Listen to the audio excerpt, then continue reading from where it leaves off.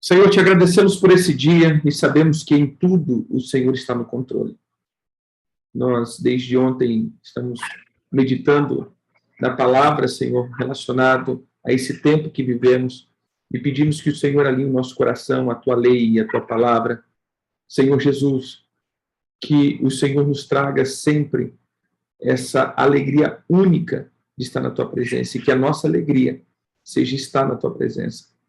Que o regozijo e a alegria do nosso coração seja ter o nosso nome escrito no livro da vida, porque o Senhor teve misericórdia de nós.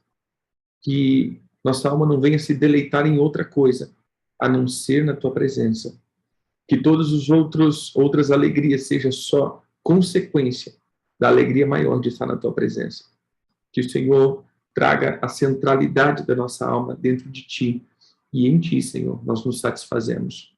Entronizamos o Senhor como o principal e o único motivo de sermos alegres e felizes, satisfeitos, e que possamos estar sempre buscando a tua face, a tua presença, Senhor, que a tua palavra seja sempre essa espada em nós, pronto a discernir e a fazer com que haja esse alinhamento e essa circuncisão dos nossos ouvidos e coração. E nunca venhamos a desviar da tua palavra.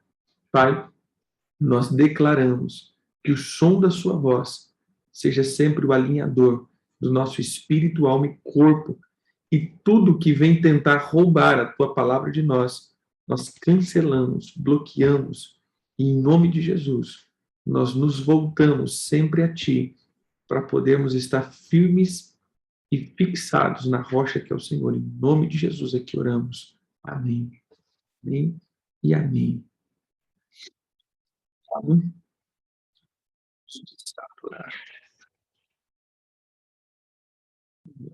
Nós estava no fala aqui.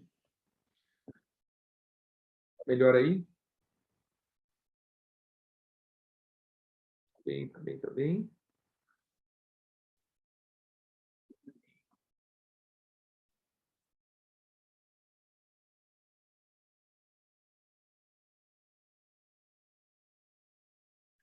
Pois bem, nós estamos desde ontem falando a respeito do mês de Kislev, que significa a confiança dele. Esse mês ele vem com esse nome e ele aparece duas vezes, ou seja, há duas menções nas escrituras acerca desse mês. E ontem nós viemos falando sobre essas menções do nono mês dentro desse contexto. Amém? Deixa eu só pegar aqui.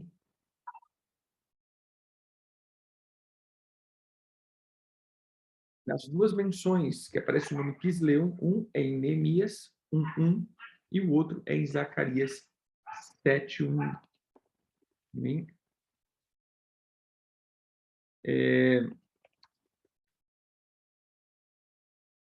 Nós temos também essa, como diz, né, é o nono mês do calendário religioso e nós estamos entrando no terceiro mês do calendário civil ou da criação. Lembrando que esse é o último mês que procede o outono, ou que nós chamamos de tempo de descanso, tempo de frutificação. Isso nos traz aí um alerta, não só um alerta, né, já uma preparação para todos os quilinhos a mais que adquirimos nesse tempo de descanso. Nós iremos queimá-los em jejuns e orações na próxima estação. Então, já preparem que começa a maratona daqui uns dias, amém? Então, nós estamos aí no tempo muito bom. Possamos aí, então, entrar nesse tempo daqui uns dias. Pois bem, como nós sempre vamos nesse processual, falamos, então, do nono mês e trazemos a menção. E todas as vezes que o nono mês foi citado, em sua grande maioria, ou seja, vou colocar aqui 90% das citações do nono mês, ou mês de Kislev, sempre estava em uma convocação para um retorno à palavra do Senhor, um retorno à, à vida dentro da palavra. Eu tive esses dias ministrando com Cassiano, né, a respeito disso, a respeito do espírito profético versus a feitiçaria. E uma das questões que separa a profecia da feitiçaria é o nível de Cristo que está em nós. Porque os dois atuam dentro de um âmbito profético. Os dois atuam dentro do âmbito de revelações. Os dois atuam dentro de um âmbito de até mesmo de sinais. Os dois vão atuar dentro dessa revelação. Eu posso até citar isso, mística, né? Colocando assim, ou seja, mística, eu vou colocar o místico como o Atmani coloca, essa coisa espiritual. Então, não misticismo, mas essa coisa espiritual. Os dois atuam no mesmo campo.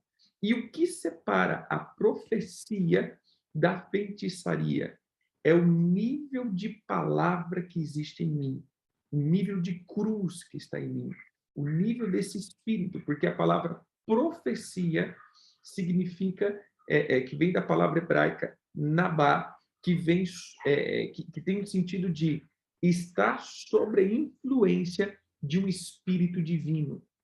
Isso é profetizar. O que é profetizar? Está sob a influência de um espírito. Mas por que nós estamos entrando nisso se a gente está aqui na proposta de tempo e estação? Porque esse é o mês profético. Se olharmos para a questão, esse é o mês da profecia. O confronto que nós vamos ter é sobre a profecia. E, normalmente, agora, começa-se os proféticos a atuarem em dois sentidos. Um, né, nós estamos em novembro, entrando para dezembro, e sabemos que o contexto desse mês ele vai até dezembro, né? Ele ecoa aí até dezembro. Então, a gente vai ver que, normalmente, aqui começa as falsas direções. A falsas direções de um ponto, a falsa direção de mudança de estação, mudança de lugar, mudança de ministério, mudanças de igreja. Agora começa as profecias, né? Não, Deus está falando comigo. Não, olha, eu recebi uma profecia, eu recebi isso. Por quê? Porque há um cunho profético. Se nós olharmos para dentro desse tempo, nós vamos ver que, nós vamos ter a tribo de Benjamim, que foi uma tribo onde uma palavra profética da paternidade dele foi determinante. E dois, estamos confrontando um trono extremamente profético, que é o trono de Zeus. E quem é Zeus na mitologia grega? É o contexto do Deus do segundo céu. Ou seja, segundo a mitologia, ele era o Deus do céu. Ele era aquele que cuidava de todos os oráculos, ele proferia, né? Ele tinha essa questão. Além de Apolo, nós vamos ver que Zeus também, ele era uma entidade relacionada ao profético. Então, nós vamos ver essa questão profética. E o que determina, então, esse para mim, queridos, sempre vai ser o ponto determinante, o que traz a questão profética. A questão profética, o maior determinante dela é a obediência. Não existe profético sem obediência, o verdadeiro profético. O verdadeiro profético, ele vai estar sempre ligado ao espírito da obediência, ao espírito do temor, ao espírito da palavra. Por isso, o convite para esse mês, para estarmos voltando à palavra, voltando à centralidade da palavra, porque o espírito da profecia é o testemunho de Jesus, como diz em Apocalipse. E Apocalipse diz isso, que o espírito da profecia é o testemunho de Jesus. Isso daí está lá. Vamos pegar aqui.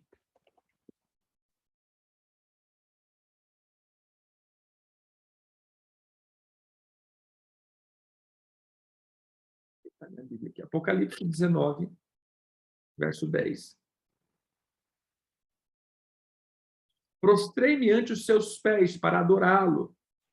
Ele, porém, me disse: vê, não façais isso.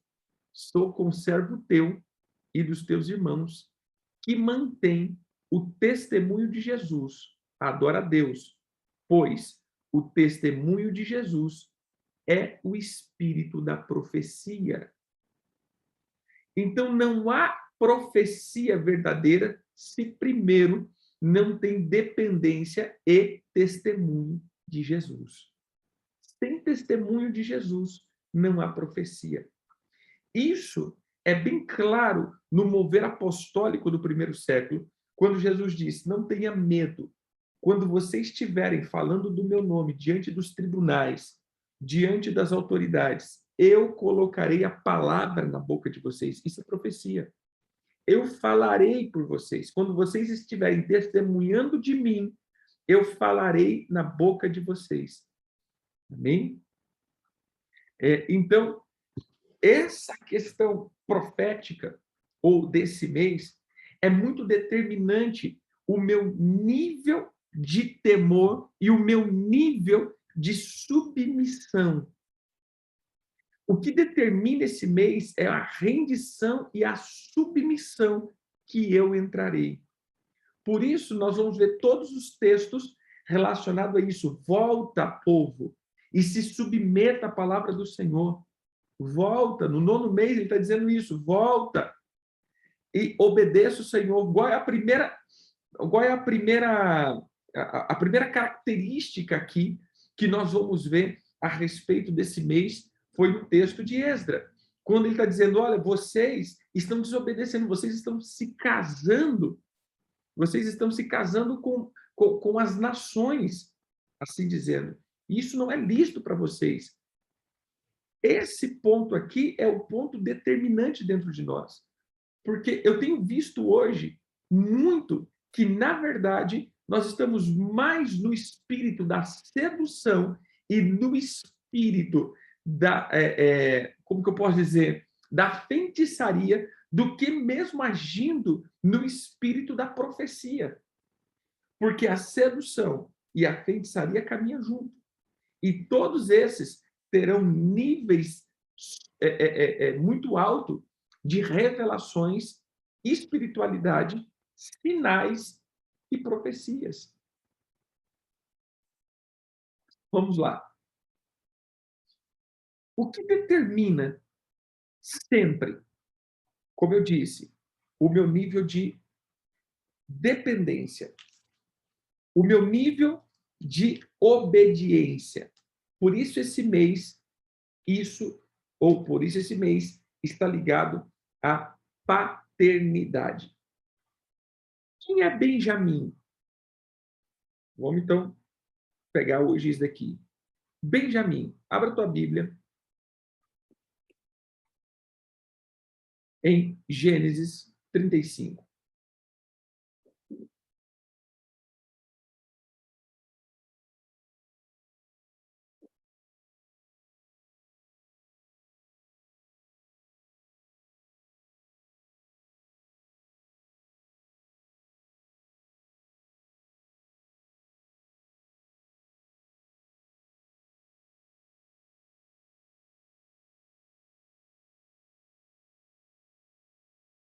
Gênesis 35.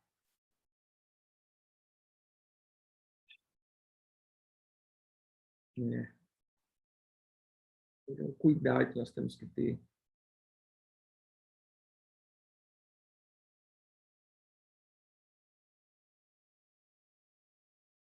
Diz assim: partiram de Betel, versículo 16. E havendo ainda pequena distância para chegar em Efrata, deu à luz um filho, cujo nascimento lhe foi penoso. Então, da onde eles saíram? Betel. Da onde eles estavam indo? Efrata. Betel, casa de Deus. Efrata, lugar frutífero, ou lugar de frutificação.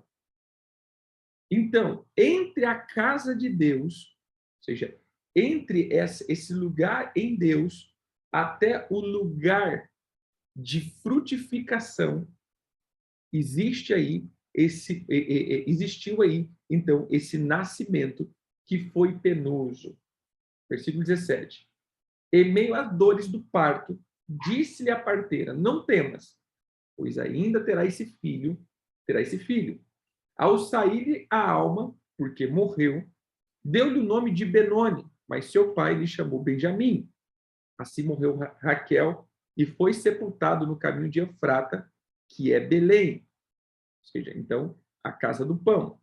Onde nasce Benjamim? Na casa do pão. Saindo de Betel, indo para Efrata, na casa do pão, então, onde morre Raquel e nasce Benjamim. Preste atenção, queridos. Morre Raquel e nasce Benjamim. Amém? Vamos lá. Assim morreu Raquel e foi sepultado no caminho de Efrata, que é Belém. Sobre a sepultura de Raquel, levantou Jacó uma coluna que existe até o dia de hoje. Então partiu Israel e armou a sua tenda além da torre de Éder. E aconteceu que, habitando Israel naquela terra, foi Ruben e se deitou com Bila, concubina de seu pai, e Israel o soube. Eram 12 os filhos de Israel. Nessa cena aqui, nós vamos ver várias coisas. Eles saem de Betel, indo para Efrata, o filho nasce em, em Belém. Nesse nascimento, Raquel morre e Ruben deita-se com Bila. Olha que rolo acontece nessa cena. Eu quero, então, a gente seguindo coisa por coisa aqui. Pois bem, Benjamim significa filho da mão direita. Isso daqui, muitos já sabem, né? Então, Ben é filho, criança, membro de um grupo, e Yamin, ele vem dessa direita, ou seja, a mão a mão direita, né, o lado direito, se referindo então a uma direção, ou também ele vem dessa Yaman, que é escolher a direita, ou ir para a direita, ou a mão da direita, a mão destra. Então ele fala desse filho da mão direita, ou ele fala desse filho de governo, ele fala desse filho da autoridade. Mas o primeiro nome dele é Benoni, e Benoni, ele significa filho do meu sofrimento. A palavra é Ben, filho, e Oni. Esse Oni, ele vem da palavra Aven, que significa problema, sofrimento, problema com a iniquidade. Então, o primeiro ponto aqui, ela diz o seguinte: ele é filho da iniquidade, ele é filho dos problemas, ele é filho que me trouxe problema, ou é um filho que me gerou um problema. Mas o ponto central aqui é essa questão do filho da iniquidade. O filho que está ligado a esse contexto da iniquidade. Porém, o pai, quando ouve isso, o pai imediatamente troca o nome do filho para filho da minha mão direita, filho de governo. Então, nós vamos ver aqui exatamente. Sim, na verdade, foi dado um nome a ele, né? Eu vejo que foi uma circunstância mãe, uma circunstância parteira, uma circunstância toda ali. Né? Então, ele sai o nome, né? Deu-lhe o nome de Benoni.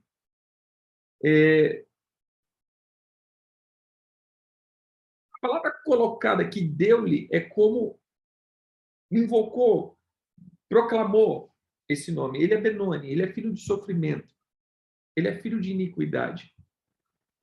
Ele é o filho que trouxe isso. Porém, o pai, então, automaticamente troca isso e diz, não, ele é filho de governo. Então aqui a gente vai ver que esse mês está muito ligado a uma palavra de paternidade. Ele está muito ligado a essa palavra vindo da direção de um pai. Desde o começo dessa estação, quando nós começamos a falar de Efraim, Manassés, né, que é José, e Benjamim, ou seja, José e Benjamim, nós vamos ver que esses dois, eles estão intrinsecamente ligados às bênçãos da paternidade. Esses dois estão falando sobre essa questão da paternidade. A bênção de um pai ministrada sobre um filho. Então, tanto José, a gente vai ver que é a bênção de um pai ministrado sobre os netos, né? E você vai ver que é Jacó para Efraim e Manassés, e você vai ver, então, Benjamim é o pai transformando a iniquidade em bênção. Também, Renata, pode ser, tem muitas traduções, né? Filho da alegria, mas a palavra literal é filho da mão direita, né? Filho da direita. Mas também tem esse sentido, não está errado, não.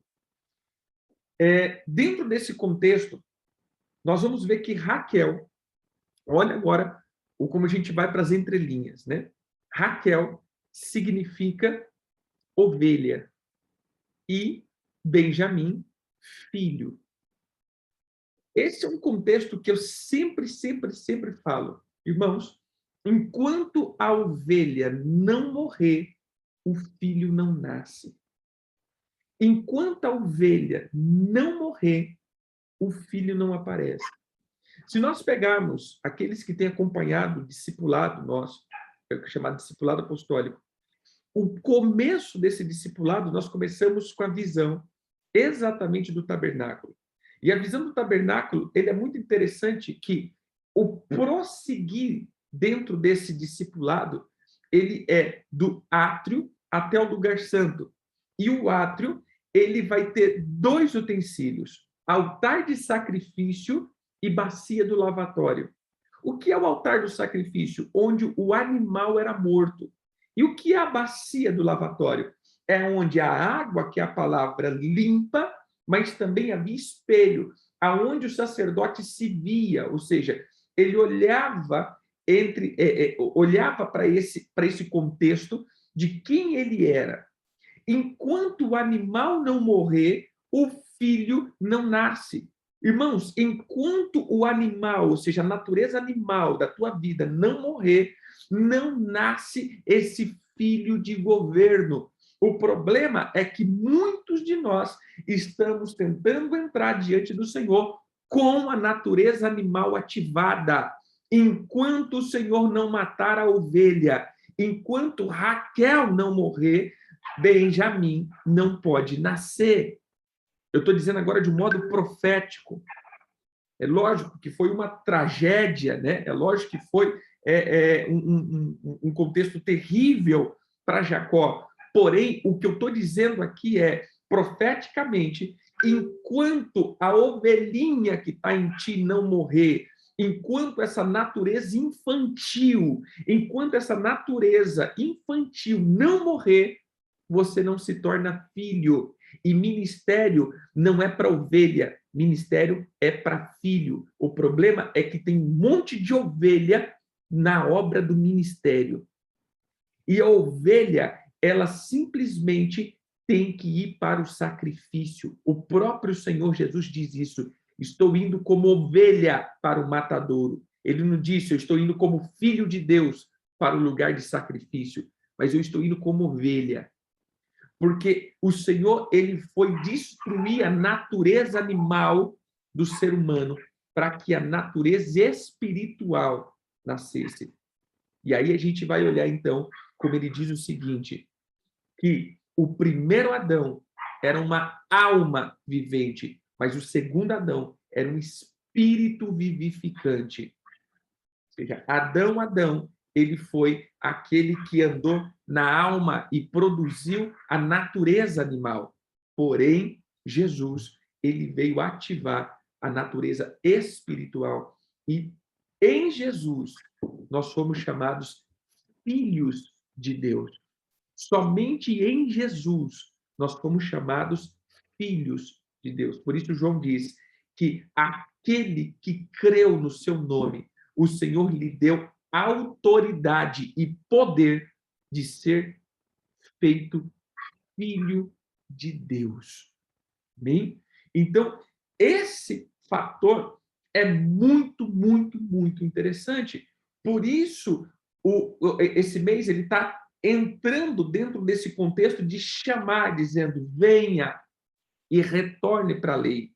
E aqui determina o espírito da profecia. O que eu tenho visto? Um monte de ovelhas andando no âmbito profético. Irmãos, como eu creio em profecia? Como eu posso crer em uma palavra profética? Como eu posso dar crédito? Não olhe a profecia. Eu sempre digo isso. Olhe o profeta. Quem está emitindo essa voz? Quem está ecoando essa voz? Ah, apóstolo, mas como assim? A Bíblia diz que eu tenho que julgar a profecia e não o profeta. Tudo bem, meu irmão? Mas agora vamos, então, para alguns textos bíblicos. Nós vamos ver um dos textos principais é quando o Senhor quer eliminar a vida de Acabe. E estava Josafá, rei de Jerusalém, Judá, e estava Acabe, rei de Israel. E nós vamos ver esse paralelo, que apesar dos dois serem das tribos de Israel, ou seja, serem das 12 tribos, eu creio que vocês sabem o contexto, Reino do Norte, Reino do Sul, né, Israel e Judá. Nós vamos ver que Israel ele fica com as 10 tribos e a sua capital se torna Samaria, que o lugar da adoração se torna os bezerros de ouro, e Judá, eles vão com as 2 tribos e o seu lugar de adoração é o templo, com a Arca da Aliança, e aqui entra, então, que entre Judá e Israel está, então, a adoração. Por isso, Jesus, em João 4, ele começa falando com a samaritana de água, no meio fala do casamento e, no fim, fala da adoração. Ou seja, olha a conversa, água, relacionamento, ou seja, altares e adoração. Eu não consigo levantar adoração e profecia está ligado muito intrinsecamente à adoração. Então, nós vamos ver que toda adoração e espírito profético, primeiro, é determinante sobre o altar que está determinado e levantado na minha vida. E esse altar, ele está determinado com a água que flui dentro de mim. Ou seja, o espírito, a palavra. Pois bem, continuamos aqui.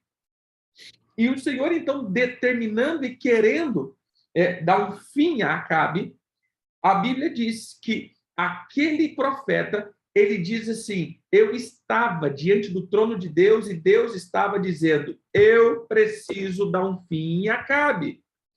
E havia um consórcio no céu, assim dizendo, estou aqui parafraseando ou até trazendo alegorias, tinha um consórcio no céu, dizendo, não, pode deixar que eu vou. E o outro, não, pode deixar que eu vou. No outro, não, pai, eu dou conta desse cara. Rapidinho eu dou um fim nele.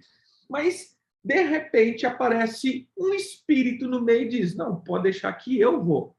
E o Senhor pergunta, mas, espera aí, quem é você? E ele diz, eu sou o espírito de mentira que estarei na boca dos profetas. Só isso. E eu vou tipo assim, só dar um pitaco só na boca dos profetas. Isso no céu. O que estava acontecendo na terra? Na terra, Acabe nunca saiu, como todos os espirituais, nunca saiu sem uma direção de Deus. Então, ele estava ali, né, buscando a direção de Deus e dizendo para sua rede de profetas, dizendo, e aí, vamos para a guerra, seremos vitoriosos, e todos os profetas, lembre-se, no céu, o espírito que foi liberado foi o espírito de mentira. E na terra, todos os profetas dizendo, cara, tu vai arrebentar, meu irmão. Você vai ser o cara, você tá no papo. Essa vitória Acho que você nem vai precisar desembainhar a tua espada, só para ter uma noção aqui como vai ser fácil. Mole, mole, mole. Vai ser que nem tirar doce da boca de criança. Pode ir.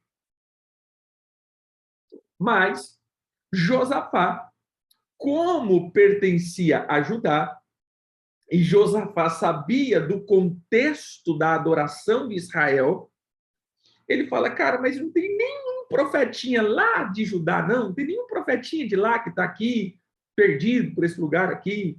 Não tem ninguém. Mas, cara, tem um aqui que é o meu inimigo. Ele só fala coisa ruim.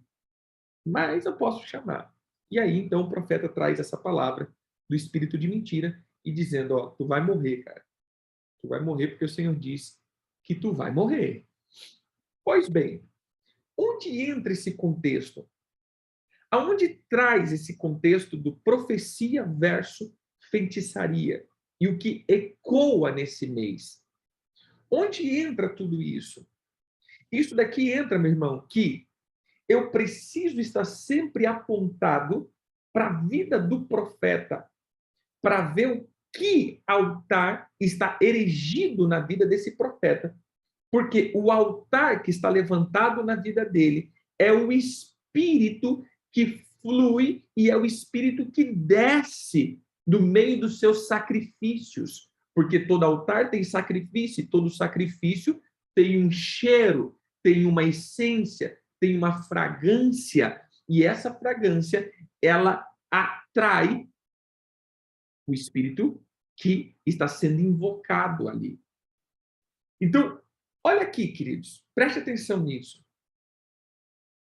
Como que se determina as profecias que são lançadas? Pela vida do profeta. Mas como assim? Jesus disse, cuidado com os falsos profetas. E é pelos frutos que nós conhecemos esses profetas. É o fruto deles. Não é o fruto, irmãos. Aqui, quando nós falamos fruto, a gente vai logo olhar o fruto, o fruto que eu estou dando. Não, mas não, apóstolo, ainda bem que eu sou frutífero, né? Eu tô evangelizando. Olha como eu estou crescendo. Ó, como as coisas estão dando certo na minha vida. Né? Não, não é isso. O fruto é o fruto natural que sai da minha vida. Eu sempre costumo dizer isso. Olha para a vida do profeta e vê quem ele é. Quem ele é dentro de casa. Quem ele é dentro do ministério. Quem ele é dentro da congregação dele. Quem ele é. Aí você vai determinar o que sai da boca desse profeta. O quem ele é dentro da casa. A gente já está cansado. Eu sempre falo isso, né? O apóstolo José sempre bate nisso. Não, o cara sapateia, gospe fogo, fala, negocia coisa e diz coisa, mas em casa, como marido, o cara sapateia na cara da mulher, ou seja, bate na esposa, é totalmente, como diz, uma pessoa totalmente violenta, uma pessoa totalmente esquizofrênica, ou a mulher dentro de casa, né, sapateia, faz tudo lá na igreja, nas línguas estranhas, mas lá na casa dela, o dom que ela usa é o dom das línguas compridas, né? E é aquela coisa toda, e aquele negócio vai para lá e vai para cá, e depois, né, aí tem a vida conjugal, a vida matrimonial, a vida de intimidade, tanto do homem e da mulher, ou seja, tudo distorcido. Mas lá no altar, meu irmão, o trem acontece de uma forma soberana. Que espírito está invocado ali? Que altar está invocado ali? O que está acontecendo? O que está acontecendo é que a ovelha não morreu ainda. Raquel não morreu. Ou seja, se isso não aconteceu, o filho não nasceu. Eu sempre costumo dizer, querido, olhe como essa pessoa se comporta no meio de autoridade. Olhe como essa pessoa se comporta no meio da obediência.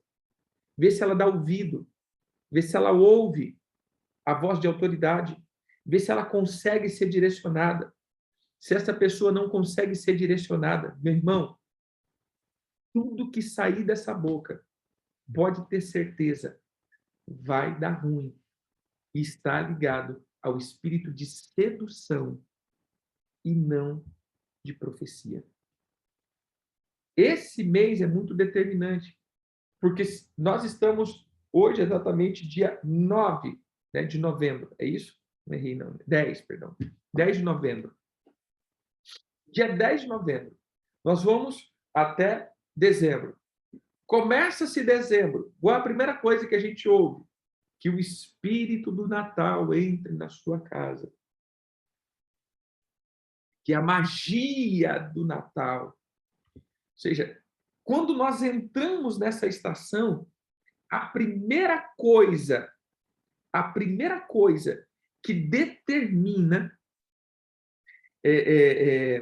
esse mês é o espírito da feitiçaria, que o espírito da magia, que o espírito,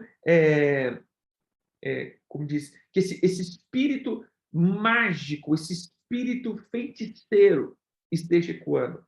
Então, toda vez que nós olhamos para esse tempo de dezembro, nós estamos sempre ligados a esse tempo mágico. Amém? Esse tempo místico. Por isso nós precisamos alinhar, porque senão essa magia vai entrar dentro de nós, nos levando a níveis de feitiçaria. Todo ano é a mesma coisa. Todo ano começa as profecias, discernimentos e revelações. Coisas que vêm e começam então a fluir. Aquelas coisas que começam então, sentimentos e emoções. Então nós vamos ter que entrar aqui, dentro desse contexto muito alinhado da palavra do Senhor. Jesus no centro, sacrificando a ovelha e fazendo com que os filhos nasçam. Essa palavra de paternidade, ela vai ser muito determinante para essas estações. Essa palavra profética da voz de uma paternidade, ela é muito importante para nós. Então, o que determina esse mês de Benjamim não é só o ser bênção, mas é realmente vir depois da morte da velha natureza. Vir depois disso, ou seja, Benjamim é o fruto da morte da ovelha. Benjamim é o fruto da morte como que eu posso falar? Da idolatria. Porque para ver Raquel, queridos. Quem foi Raquel? Raquel foi aquela que roubou os ídolos do lar. Raquel foi aquela que roubou do pai os ídolos da sua casa. Raquel foi aquela que escondeu os ídolos, ou seja, debaixo do seu lugar de sentar. Então, por isso eu vejo essa maldição, né? esse ciclo de esterilidade sobre Raquel. E depois o Senhor abençoa Raquel, mas no último filho dela, ela então vem a óbito. Isso profeticamente. Eu vejo que Raquel fala do tempo dos ídolos, do tempo da idolatria, que é sepultado para nascer realmente filhos que obedeçam ao Pai. Filhos que obedecem ao Pai. Amém? Então, nós vamos precisar intrinsecamente levar essa palavra no pé da risca. Que altar está erigido? Se é o altar das idolatrias familiares ou é o altar do Senhor sobre a tua vida. Por isso que o altar correto seja sempre posto e que o fogo do sacrifício perfeito esteja sobre ti, para que o Espírito Santo possa ser o que paira sobre ti e receba as tuas ofertas. Amém? Nós vamos ver para dezembro, né, que está sempre relacionado a dezembro, esse mês de novembro a dezembro, como até foi colocado. Qual é o contexto do mês de dezembro? O Papai Noel, ou seja, o falso pai. Está sempre ligado a isso. Amanhã eu quero trazer um pouquinho mais profunda essa questão da palavra e obediência, para que a gente possa alinhar o nosso profético. Amém? Eu declaro que o teu profético vai ser alinhado, que o Senhor diz que esse mês que Benjamim é como um lobo. Então, o lobo aqui, querido, não tem nada a ver com o lobo mau, ou o lobo como o diabo, mas o lobo, ele vem como essa palavra profética, aquele que vai, despedaça as presas e vem repartir os despojos. Eu quero declarar que essa unção profética verdadeira, essa unção profética vinda do Senhor, virá sobre ti e você andará nessa unção sem ser contaminado com os altares. Amém? Que o Senhor te abençoe ricamente, em nome de Jesus. Deus abençoe.